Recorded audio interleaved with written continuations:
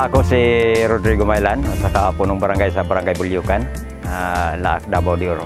Usa ko kalumad nga tribong di babaon. Sa pagkakaroon, adunay programa sa gobyerno pinaagi sa National Greening Program nga naabot sa MUA. Diin adunay 600 ka hektarya nakaadri sa Barangay Bulyukan, pinaagi sa Bulyukan Farmers Organization o BUPO din sa among lugar. Din ako usab usa ka kabahin beneficiary communities ang kadtong pure nga rubber ug ang kadtong mix diin na ay palkata, na ay kakao, kadtong mga natural grown nga mga produkto sa bukid.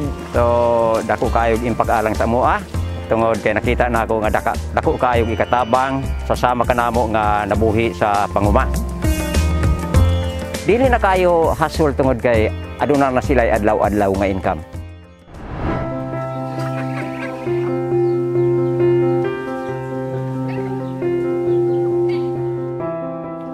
Ako si Alan Palmahil, usa ka PO chairman sa BUPO nga nakaabel og programa sa ato ang NGP nga rubber nga 2 ka hektarya. Sa amo ang organization, ang amo ang beneficiary is 369. Mao na ang nakaabel sa 600 hectares.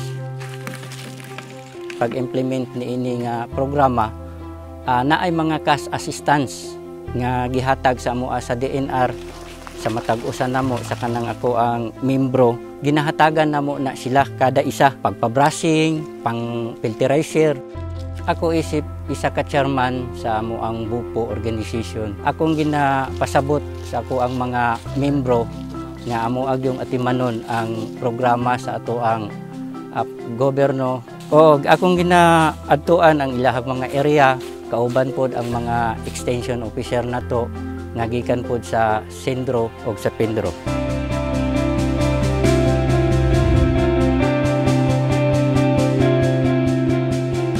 Mauna ni siya ang ginatawag nga guma. Mauna ni siya nga nahuman na og topping tapos nabutang na siya diri sa bagol. Kini siya pagka human siya og topping, ginaasiran ni siya, tapos pagka human og acid, mugahi na ni siya, pwede na ni siya kolektahon ibutang sa balde. Ang tanan nga punuan ani, imo gyud ni siyang kolektahon. Dulong dito, ana padulong diri. Ana. Mo ni siya ang kuan, kini mo ang trabaho nga rubber. Sa kada kolekta namo sa matag kinsina is makakolekta mi og 130 kilos. So mauna siya ang isa nga nakadugang na sa amo ang panginahanglan, pamugas or mga financial parte sa ako ang mga estudyante.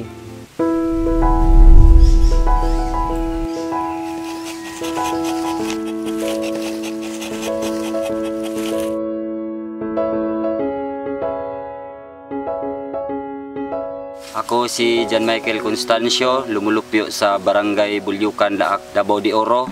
Nagsugod ko na himong beneficiary sa NGP 2013. Ang akong na-avail nga mga project or mga similya, rubber, mga 2 ka hektarya nga rubber.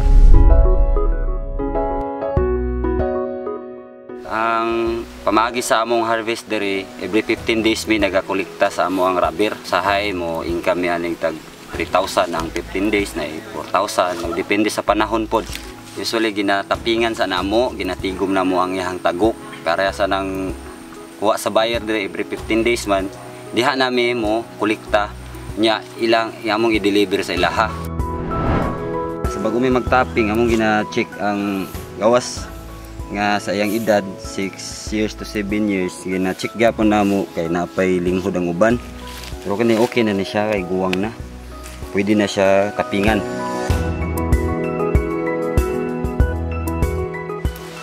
Medyo na ako napundar-pundar pod. Dili po kay dako, at least nga nagyo napundar gawa sa pangonsumo. Katabang mo sa kuha nga nakakuha po kog gamit sama sa motor. Ang inanglan sa kuha ang motor pang binulan.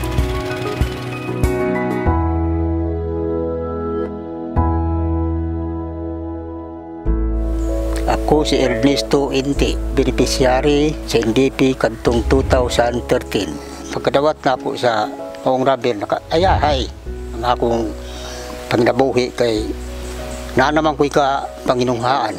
Ang income sa imong guma, ikagarantiya na imong tindahan. Ako nang dako kong pasalamat karon sa maong tabang sa gobyerno. Wala gyud ko'y income nga lain. Kiniragid ang akong gisaligan. Ang ginapalit na ko sa income sa akong rabir, bugas, sudan, tanan mga kakulangon diya sa panimalay mo mapalit. Pero tingin lipaya kay wa gid magpabaya ang gobyerno sa mga pobre. Iya ming gi lantaw aron kami matagaan og panginabuhi. Ang DNR po wa pod magpabaya sa mua. Una alang sige na sila bisita na diri sa mua. Sila kay aron matagaan gid ni og maayong paghinlo ning among mga proyekto nga gihatag sa gobyerno. Pasalamat mi kay giabot mi ani nga project dako kay ning tabang sa mua, labi na kay kami diri mi sa bukid-bukid nga area. Lisod ang kasagaran income diri umalang. Mong medyo ni gaangga na mo ang panginabuhian diri. Dako ko pasalamat sa atong gobyerno, labi na sa ato ang DENR tungod kay sila mismo nakakita sa amo ang ginatawag nga kakulangon. Ikaduha pod nakahatag sila og kaayuhan dinhi sa mua.